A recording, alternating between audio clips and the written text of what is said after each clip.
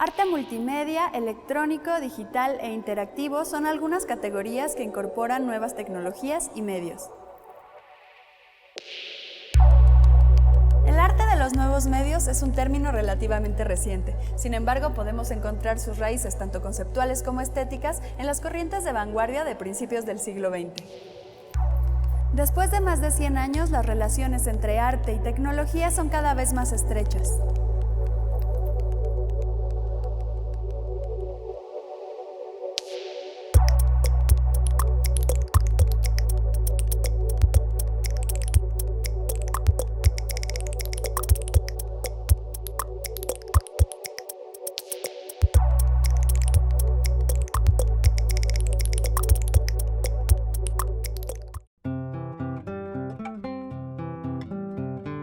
La cámara fotográfica, la máquina de escribir, la radio, el cemento y los estadios son medios que el autor Rubén Gallo señala como representantes de las nuevas tecnologías que permitieron las transformaciones culturales del México postrevolucionario. Este momento se conoce como la otra revolución mexicana, cuando la tecnología irrumpe tanto en el arte como en los medios de comunicación. En su libro Mexican Modernity, The Avant-Garde and the Technological Revolution, el investigador y escritor Rubén Gallo ofrece un análisis sobre la otra revolución mexicana que se refiere a las transformaciones culturales provocadas por las nuevas tecnologías que afloraron tanto en el arte como en los medios de comunicación al concluir la Revolución Mexicana.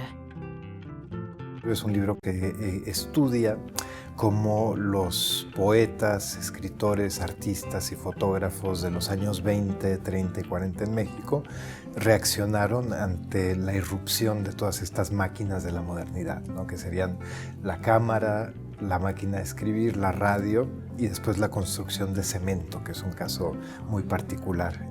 Lo que me interesó es que cada uno de estos inventos genera un debate entre los intelectuales mexicanos, entre artistas y escritores. Y bueno, por ejemplo, la máquina de escribir genera todo un debate sobre cómo la escritura se va a transformar en el siglo XX, ¿no? Había un modelo de escritura en el siglo XIX, por ejemplo, el modernismo, con poetas como Gutiérrez Nájera, que insisten en que el poeta debe vivir en el silencio, en la naturaleza, en la contemplación. Y hay un texto maravilloso de Gutiérrez Nájera en donde dice que las máquinas de la época moderna, el ferrocarril, el tranvía, los motores, crean un ruido que rompe la concentración del poeta, ¿no? Entonces que el poeta tiene que refugiarse en el silencio de la naturaleza. Pero después hay poetas como por ejemplo el estridentismo en México, el futurismo en Italia o en Rusia, o el dadaísmo, que tienen una posición completamente distinta y ellos dicen, bueno, el siglo XX es una época nueva y el poeta del siglo XX tiene que estar en sintonía con esta modernidad que está llena de máquinas. Y yo creo que pensar, por ejemplo, el impacto, los debates culturales, las consecuencias políticas, los usos políticos que se le dieron a cada uno de estos inventos, nos permite ver el siglo XX mexicano desde otra óptica.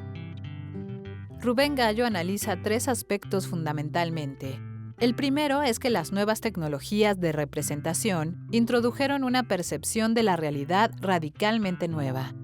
El segundo es que los medios tecnológicos no son simples herramientas, sino que perfilan y definen las posibilidades de representación. Y el tercero es que los medios están determinados históricamente. Son culminaciones de un proceso histórico y cultural. Algo que me interesa es que cada uno de estos inventos introducen nuevas maneras de percibir, pero también nuevas maneras de estar en el mundo, ¿no? Introducen una nueva relación entre el sujeto moderno y el mundo.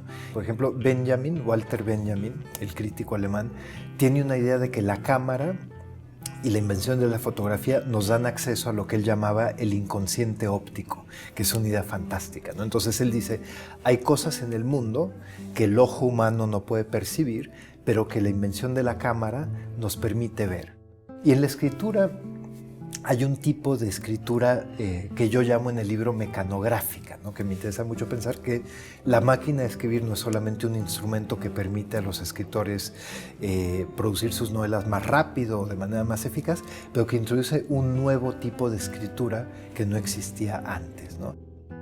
hay todo un debate sobre si estos nuevos inventos tienen una política inscrita en sí. Por ejemplo, el radio es un método que tiene consecuencias democráticas o antidemocráticas.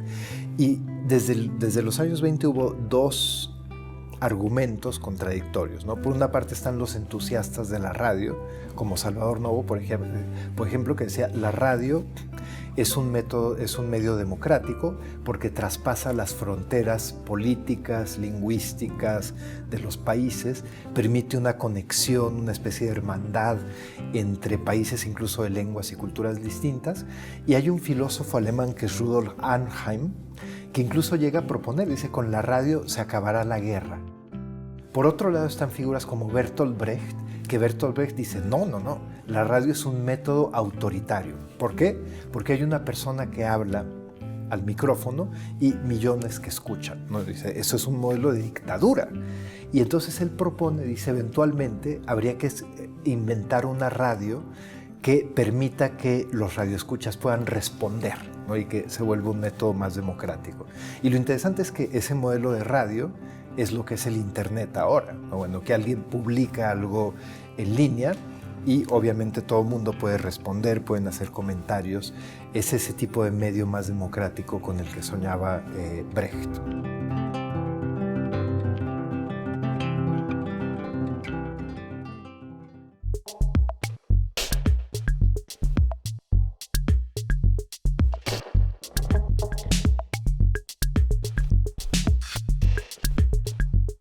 El proyecto Ready Media, Arqueología de los Medios y la Invención en México, surge con un objetivo muy específico, la creación de un archivo especializado en la discusión sobre el arte, la ciencia y la tecnología.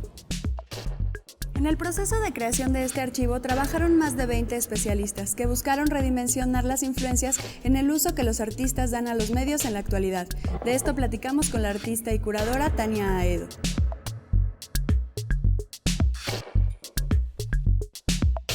Esto que nos interesa en el laboratorio, sí justamente es un tipo de producción que ha dado un giro hacia la relación con otras formas de conocimiento.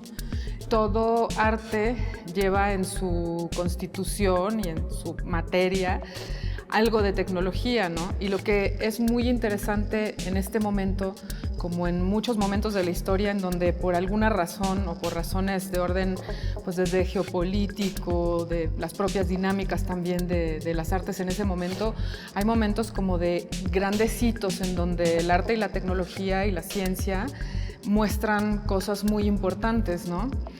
Hay, digamos, instituciones que han detonado que esto suceda. Yo creo que una de ellas es el Laboratorio Arte Alameda hace 15 años y el Centro Multimedia hace, yo creo que casi 20.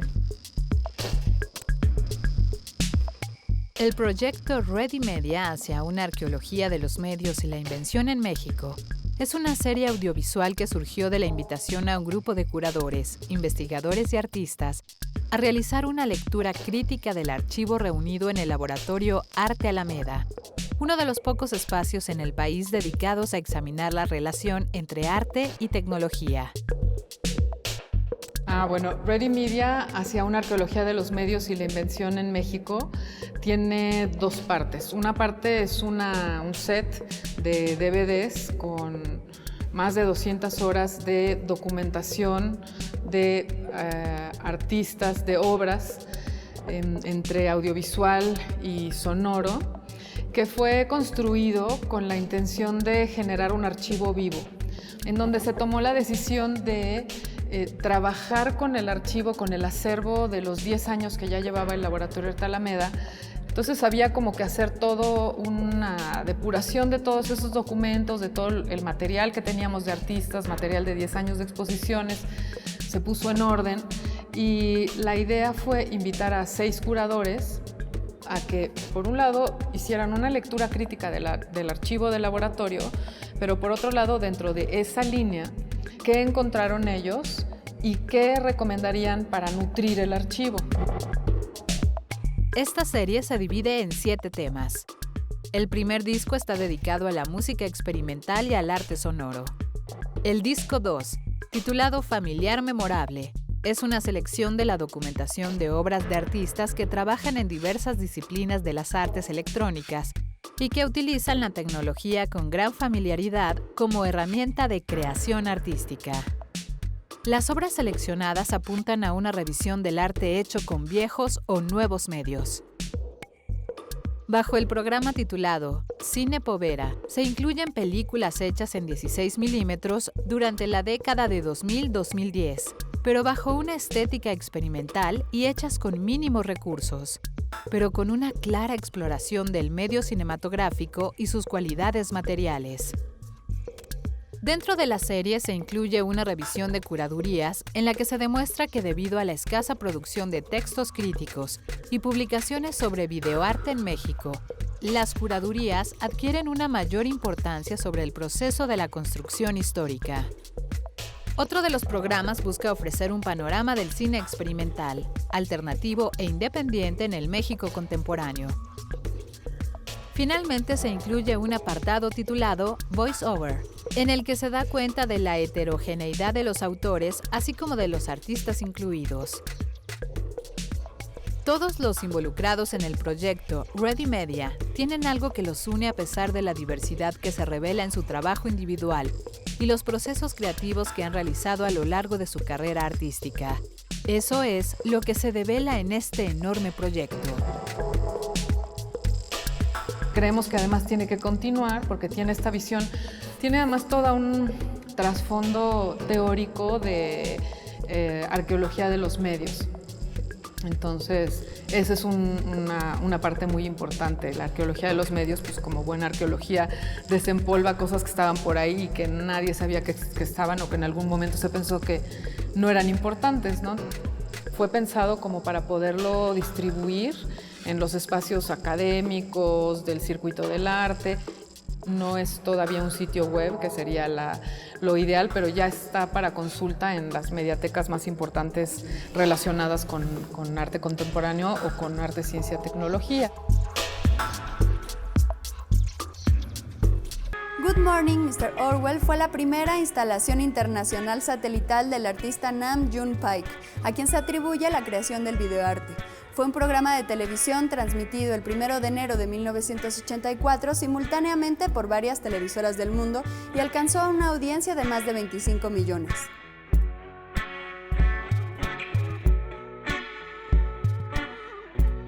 La noche de Año Nuevo de 1984, Nam June Paik, artista pionero en el videoarte, transmitió por televisión su proyecto titulado Good Morning, Mr. Orwell.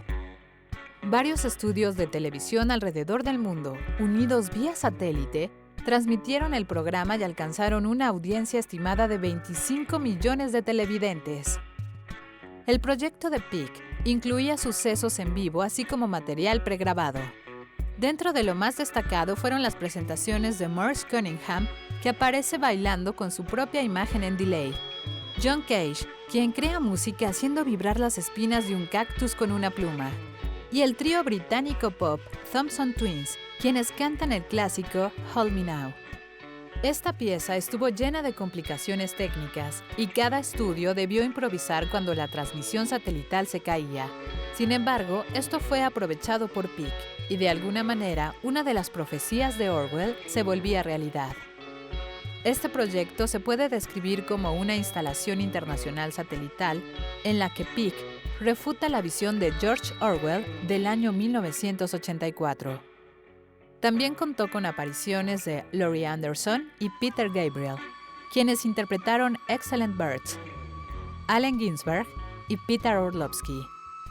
Las figuras en este proyecto se convierten en siluetas rodeadas de formas geométricas cambiantes. Los márgenes cambian su espesor, las imágenes se empalman y adquieren una nueva configuración.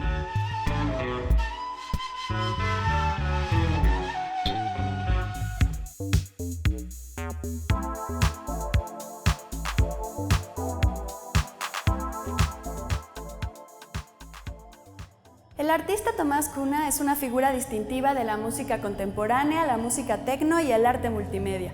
Gracias a sus constantes exploraciones en el arte sonoro y las artes visuales, ha sido comisionado para hacer la música de películas silentes, como es el caso de Fausto de Morneau.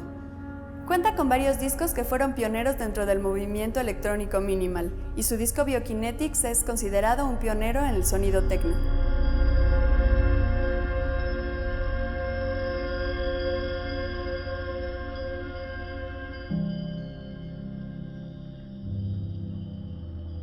Thomas Connor es un artista multimedia cuyo interés principal radica en combinar en una misma experiencia lo visual con el sonido.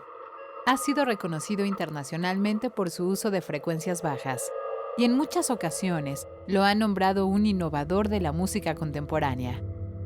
Also ich bin ja Musiker, seit ich sehr, sehr klein war. Mit 3,5 Jahren habe ich angefangen, Geige zu spielen und habe dann ein bisschen später in einem Jugendsinfonieorchester musiziert und das war alles eigentlich Teil meines ganzen Lebens. Ich könnte mir das gar nicht getrennt vorstellen. Und die elektronische Musik ist natürlich eine Fortsetzung des Wunsches, Klänge und Kompositionen zu schaffen. Und das sind Dinge, die kann man, wenn man nur mit einem Papier arbeitet als Komponist und auf ein Orchester hofft, dass es spielt, viel schwieriger realisieren. Das ist eigentlich eine praktische und eine logische Fortsetzung. Es uno de los pocos artistas que logra establecer nexos entre campos musicales que podrían parecer poco relacionados, pero su trabajo nos hace notar en dónde radica su conexión, como son la música contemporánea, avant-garde, el techno y el indie rock. Also die Klangfarbe, das ist für mich der interessanteste Aspekt überhaupt von Musik. Und das ist auch eines, das eigentlich am wenigsten untersucht ist in den letzten 400 Jahren. Musikgeschichte hat sich nicht wirklich viel verändert. Man hat auch gar keine neuen Instrumente wirklich geschaffen und die Klangfarbe als Parameter so zu systematisieren, wie man das gemacht hat mit Rhythmus und Tonhöhe, das ist immer noch nicht der Fall. Und das ist so irgendwie ein unerforschtes Gebiet, so ein wildes Territorium. El trabajo de Connor se caracteriza por partir de la llamada inconsciencia sonora. Esto significa una dimensión inconsciente del mundo material que permanece silenciosa en nuestra cotidianidad, debido precisamente a nuestra conciencia. Sin embargo, a través de técnicas de grabación mecánica, como las que utiliza Connor, tanto a nivel sonoro como visual, se pueden hacer presentes en nuestra experiencia. Also ich versuche die Musik, die ich schaffe, so zu gestalten, dass man vielleicht gar nicht merkt, dass es sich um eine Musik handelt. Also dass es eigentlich als Teil des Filmerlebnisses wahrgenommen wird. Und insofern ist Improvisation nicht fehl am Platze, aber doch sehr riskant, weil dieser Eindruck, den ich halt schaffen will, ist halt nicht der des Experiments, sondern eigentlich der einer abgeschlossenen künstlerischen Sprache. En sus instalaciones, también llamadas paisajes sonoros, así como en los soundtracks de películas, Connor produce un sonido provocador, imaginativo y un tanto oscuro. Desde hace 18 años, este artista multimedia también compone música para cine silente. En 2013, el Museo Louvre lo comisionó para que creara la música para acompañar la película Fausto del director Murnau. Also ich glaube, dass jede Generation das Recht und auch die Pflicht hat, eine neue Musik oder einen neuen Klang für diese alten Filme zu finden. Und ich glaube auch, dass die Musik, die jeweils immer geschaffen wurde über die Jahrzehnte, sehr schnell unmodisch geworden ist. Hingegen die Filme einfach immer noch so frisch und überraschend in ihrer Bildsprache und in der Kamera und in dem Schnitt sind.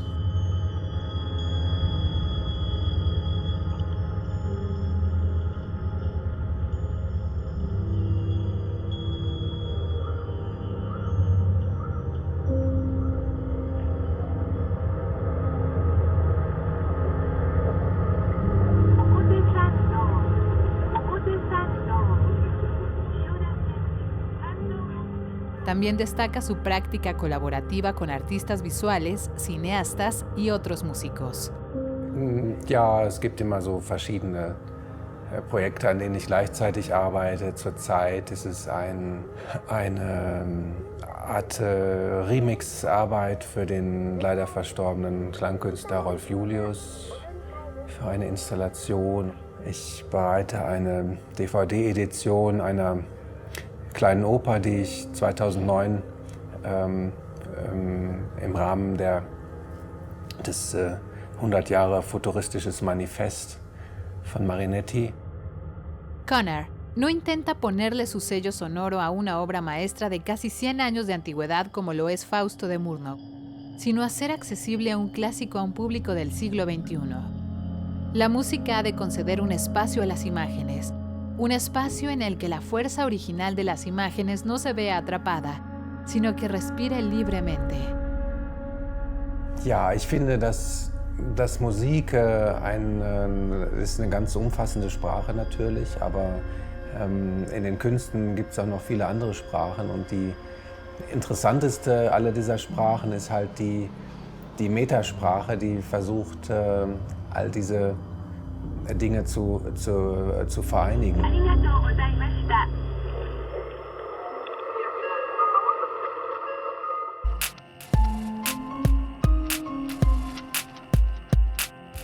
Tras terminar su carrera en química, el artista Rafael Lozano Hemmer comenzó a trabajar en un laboratorio molecular y publicaba sus trabajos de investigación en un diario de divulgación científica. A pesar de que pronto se alejó de la ciencia como profesión, esta nunca dejó de ser influencia directa en su trabajo, ya sea como inspiración o en la manera en que resuelve sus piezas.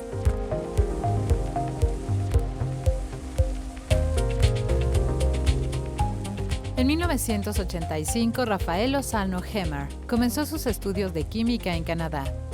A pesar de que su incursión en las ciencias fue muy exitosa, el arte fue lo que culminó por llamar por completo su atención. Su formación científica, sin embargo, ha influenciado su obra de varias maneras que van desde un nivel conceptual hasta la forma en que resuelve sus piezas. El trabajo de Lozano Hemmer se puede considerar como una mezcla de arte interactivo y performance que puede darse en cualquier escala, al interior y exterior de los espacios, y sobre todo que incorpora una gran variedad de tecnologías audiovisuales. Sus piezas más conocidas son las instalaciones interactivas en espacios públicos alrededor del mundo. Sus obras buscan irrumpir la monotonía de las ciudades al crear plataformas críticas de participación a través del uso de la robótica, proyecciones, sonido posicionado, links de Internet, interfaces de celulares, sensores ultrasónicos y pantallas de LEDs, entre otras muchas cosas. En su obra a pequeña escala, como son sus piezas en video y escultura, se puede distinguir un análisis de la percepción, el engaño y la vigilancia. En 1999 creó la pieza Alzado Vectorial, en la que usuarios de Internet dirigían linternas de búsqueda en el Zócalo de la Ciudad de México.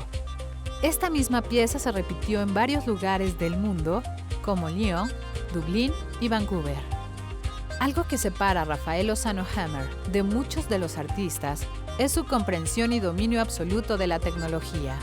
Con la finalidad de crear un efecto duradero en sus piezas, Lozano Hemmer incorpora siempre más de un solo elemento tecnológico.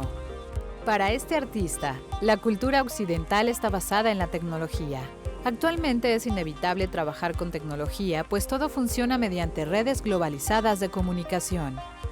En 1994, Lozano Hemmer acuñó el término arquitectura relacional para emplearlo como una actualización tecnológica de edificios y diversos espacios urbanos. Mediante la sobreimposición de elementos audiovisuales, buscaba alterar la historia y memoria de los lugares y construcciones de las ciudades para recontextualizarlos. Con sus piezas que tratan directamente con arquitectura, Lozano Hemmer cuestiona la estabilidad y las normas sociales impuestas por la urbanización.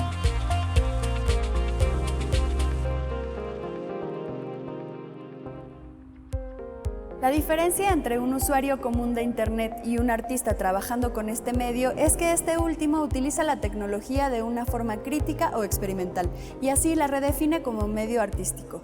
Desde el Centro de Cultura Digital, yo soy Jessie Bulbo y esto es Banda Ancha.